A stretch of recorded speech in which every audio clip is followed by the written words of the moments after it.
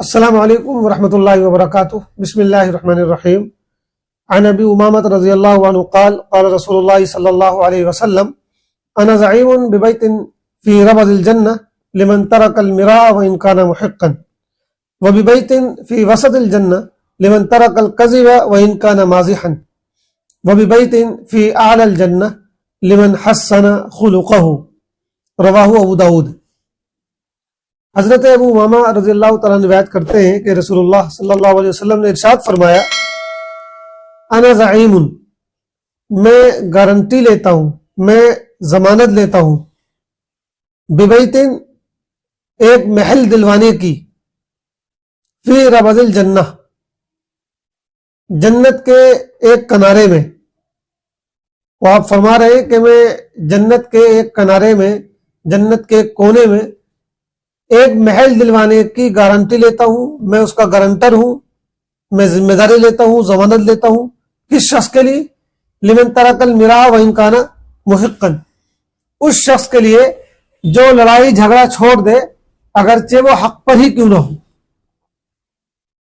تو اس حدیث میں رسول اللہ صلی اللہ علیہ وسلم نے تین چیزوں کی گارنٹی لی ہے،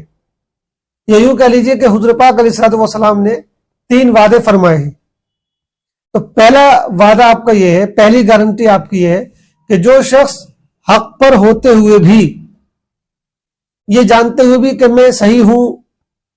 میرا موقف درست ہے اور میں حق پر قائم ہوں، اس کے باوجود وہ سامنے والے سے جھگڑا نہیں کرتا، وہ ودرو کر لیتا ہے، وہ پیچھے ہٹ جاتا ہے، اوائڈ کر دیتا ہے، سامنے والے کی باتوں سے منہ موڑ لیتا ہے، اعراض کر لیتا ہے، اس سے بحث و مباحثے میں نہیں پڑتا، اس کے منہ نہیں لگتا ہے، اس کو معلوم ہے کہ اگر میں چاہوں تو یہ چیز مجھے مل سکتی ہے جو میری ہے واقعتاً، لیکن اس کے لیے مجھے جھگڑنا پڑے گا، گالب گلوچ کرنی پڑے گی، تو وہ اپنے آپ کو روک لیتا ہے اور حق پر ہوتے ہوئے بھی وہ گویا کہ اپنے حق سے دستبردار ہو جاتا ہے تاکہ جھگڑے کی نوبت نہ آئے۔ تو حضور پاک فرماتے کہ ایسے شخص کو میں جنت کے ایک کونے میں ایک محل دلوانے کی گارنٹی لیتا ہوں۔ دوسری بات آپ نے فرمائی، یا دوسرا وعدہ فرمایا کہ وَبِبَيْتٍ فِي وَسَطِ الْجَنَّةِ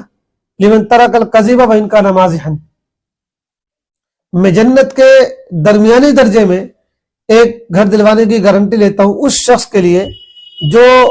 مذاق میں بھی جھوٹ بولنا چھوڑ دے، جو بالکل جھوٹ نہ بولے، ہر طرح سے جھوٹ سے اپنے تعلق کو ختم کر لے،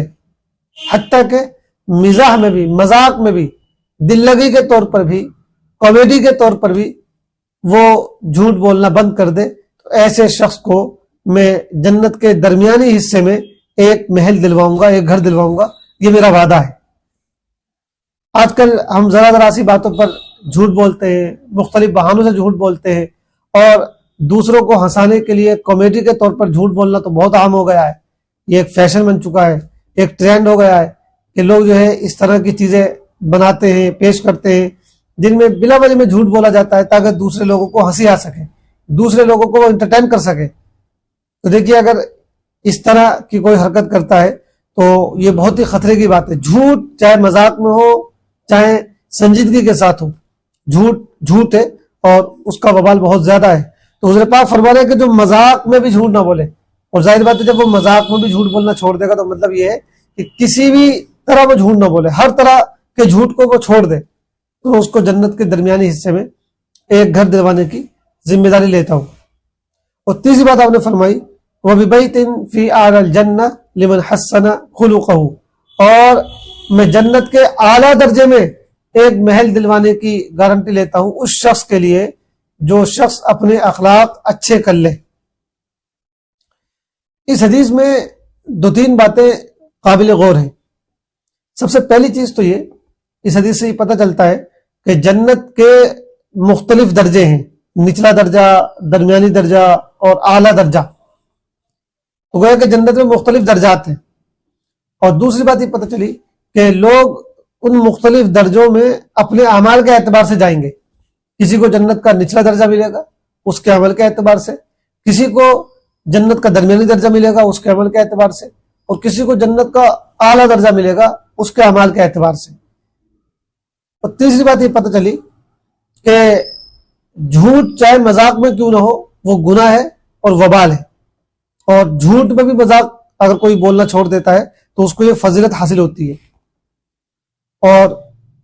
ایک آخری بات اس سے بھی پتہ چلتی ہے کہ یہ جو تین فضیلتیں یا تین چیزوں کے جو ثواب یا ان کے جو نتیجے بیان کیے گئے، ان میں سب سے اہم جو بات ہے وہ ہے اچھے اخلاق۔ دیکھیے جھگڑا چھوڑنا یہ بہت اچھی بات ہے، لیکن جھگڑا چھوڑنے والے کو جنت کے ایک کونے میں یا نچلے حصے میں مکان دینے کی بات کہی جا رہی ہے۔ جھوٹ بولنا بہت بڑا پاپ ہے، اور جھوٹ سے بچ جانا یہ بہت بڑی نیکی ہے، اس کے باوجود درمیانی درجے میں گھر مل رہا ہے۔ لیکن جس کے اخلاق اچھے ہوں اس کے لیے جنت کے سب سے اعلیٰ درجے میں، اونچے درجے میں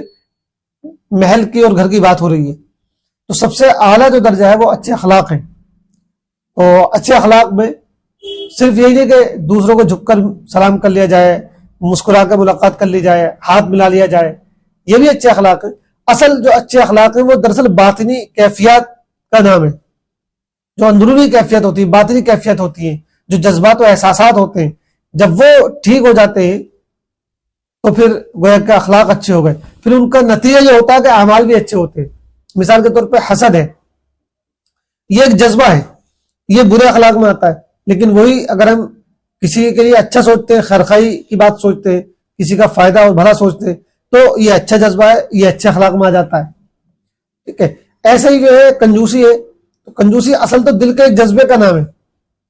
اس کے نتیجے میں آدمی کا یہ عمل ظاہر ہوتا ہے کہ وہ خرچ کے موقع پر خرچ بھی نہیں کرتا، تو کنجوسی یہ برا اخلاق ہے۔ اور سخاوت یہ دراصل ایک دل کا جذبہ ہے جو اچھا اخلاق ہے، اس کا نتیجہ یہ ہوتا ہے کہ جب آدمی کے دل میں سخاوت کا جذبہ ہوتا ہے تو پھر وہ اپنا مال خرچ کرتا ہے، دوسروں کے لیے بہت زیادہ اپنی دولت کو لٹاتا ہے اور ان کا خیال کرتا ہے۔ تو دراصل اچھے اخلاق یہ اندرونی جذبات و احساسات کا نام ہے، تو ہمیں چاہیے کہ ہم اپنے باطنی جذبات کو، اپنے اندرونی جذبات و احساسات کو اچھا بنائیں، اور جب یہ چیز اچھی بنے گی تو پھر انشاءاللہ ہمارا جو ظاہر ہوگا، ہمارے جو اعمال ہوں گے وہ بھی اچھے بنیں گے۔ تو یہ حدیث جو ہے اس طرح تین وعدے ہمارے سامنے رکھتی ہے، ہم سب کوشش کریں کہ ہم ان تینوں باتوں پر عمل کرنے والے بنیں، تاکہ اللہ تعالیٰ ہمارے لیے ایک محل نیچے بھی بنوا دے، ایک محل درمیان میں بھی بنوا دے، اور ایک محل اوپر بھی بنوا دے۔ ظاہر بات ہے اگر ایک شخص ہی ان تینوں باتوں پر عمل کرے گا تو اس کو تینوں محل ملیں گے، تینوں اس کو گھر ملیں گے،